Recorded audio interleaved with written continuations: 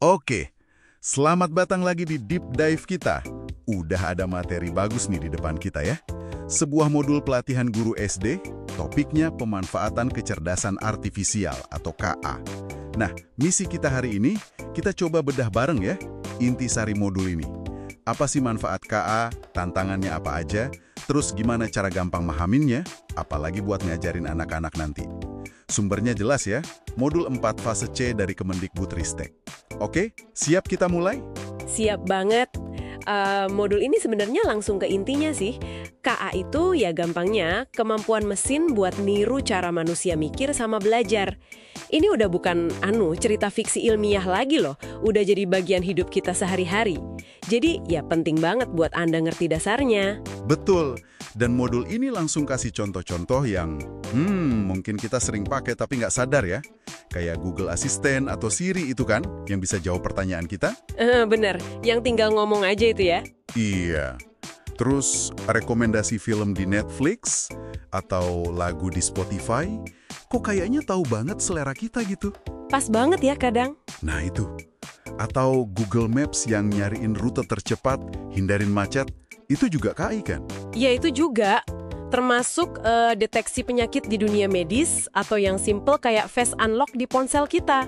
Wah, banyak banget ya. Bikin hidup lebih gampang kayaknya. Nah, ini nyambung ke bagian menarik di modul soal peran kita. Ada 2 peran utama nih. Ada pengembang, ya mereka yang bikin teknologinya, kayak bikin chatbot atau filter medsos gitu. Terus ada pengguna. Nah, ini kita nih seringnya, yang manfaatin aja. Oh, jadi dibedain gitu ya? Pengguna itu contohnya kayak gimana? Ya, kayak kita pakai Google Translate, atau filter lucu-lucu di IG atau TikTok, atau main game lawan AI komputer. Kita ini sering banget jadi pengguna, kadang tanpa sadar malah. Pernah kepikiran nggak seberapa sering kita jadi pengguna KA tiap hari?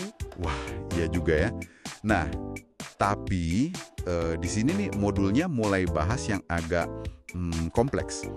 Ternyata pakai KA ini nggak cuma enak-enaknya aja, ada tantangannya juga. Secara teknis nih ya, disebutin kalau KA itu butuh data, banyak banget. Dan harus berkualitas datanya, biar dia pinter. Betul. Kalau datanya kurang oke atau bias, ya hasilnya bisa ngaco nanti. Terus katanya akses teknologi sama jumlah ahli KA di Indonesia juga masih terbatas ya. Itu jadi tantangan juga. Iya, itu disebut di modul, jadi PR kita bersama lah itu. Oke, itu teknis. Terus katanya ada tantangan etika sama sosial juga ya. Ini kayaknya penting banget nih. Penting banget. Modul ini cukup detail bahasnya. Ini ngangkat pertanyaan-pertanyaan krusial loh. Misalnya nih soal plagiarisme. Plagiarisme? Maksudnya? Gini, KI kan gampang banget bikin teks atau gambar. Nah, takutnya disalahgunain buat nyontek karya orang lain. Gitu aja, nggak pakai izin. Wah, iya ya. Apalagi buat tugas sekolah atau kerjaan. Bahaya juga. Terus ada lagi soal hoax dan miskonsepsi. Oh, yang berita bohong itu ya? Iya, modul ini kasih contoh deepfake, gambar atau video palsu bikinan KI. Masih ingat gambar ikan kepala harimau nggak? Nah, itu contohnya. Oh iya, pernah lihat itu. Canggih sih, tapi ngeri juga ya kalau dipakai buat nyebar fitnah atau info salah.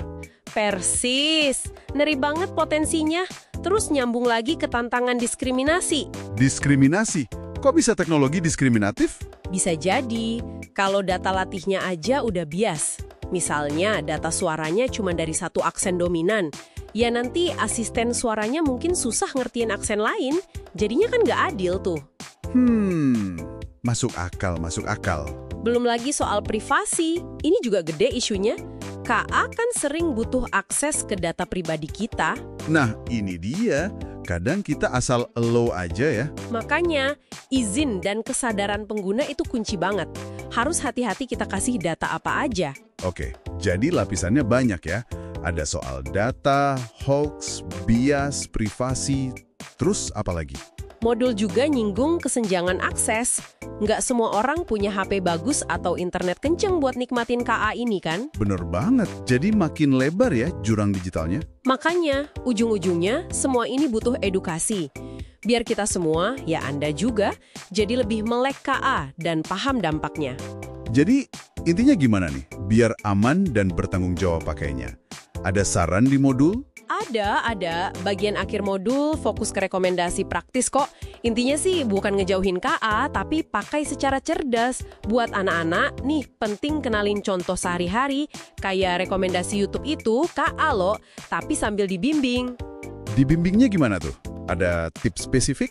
Iya, modul nyaranin pakai parental control kalau perlu. Terus, ajari anak jangan gampang share data pribadi online. Dan yang penting banget, bangun sikap kritis. Jangan telan mentah-mentah info dari KA. Harus cek lagi bener nggaknya. Oh, jadi skeptis sehat gitu ya? Betul. Terus ada prinsip etika yang digarisbawahi. Jujur pas pakai, bertanggung jawab sama hasilnya, adil nggak diskriminatif, sama jaga privasi. Itu pegangan bagus. Oke deh. Jadi kalau dirangkum nih deep dive kita dari modul ini, KA itu kayak pisau bermata dua ya. Alat canggih, potensinya gede banget, tapi kita harus paham cara kerjanya, sadar manfaat plus risikonya, dan yang paling penting, pakai secara etis dan tanggung jawab. Apalagi kalau Anda perannya membimbing anak-anak zaman sekarang ya. Nah, sebagai penutup nih, ada satu pemikiran dari modul yang menurut saya menarik buat Anda renungkan. Di awal disebutin KA bisa bikin kerjaan lebih cepat, lebih mudah, tapi kredibilitas infonya harus selalu dicek ulang. Pertanyaannya gini, gimana ya cara kita ngajarin anak-anak atau generasi muda buat tetap kritis sama info dari KA, tapi di sisi lain, kita nggak mau juga mematikan rasa penasaran mereka sama teknologi keren ini. Nah, itu tantangan keseimbangan yang mungkin bisa Anda pikirkan lebih lanjut.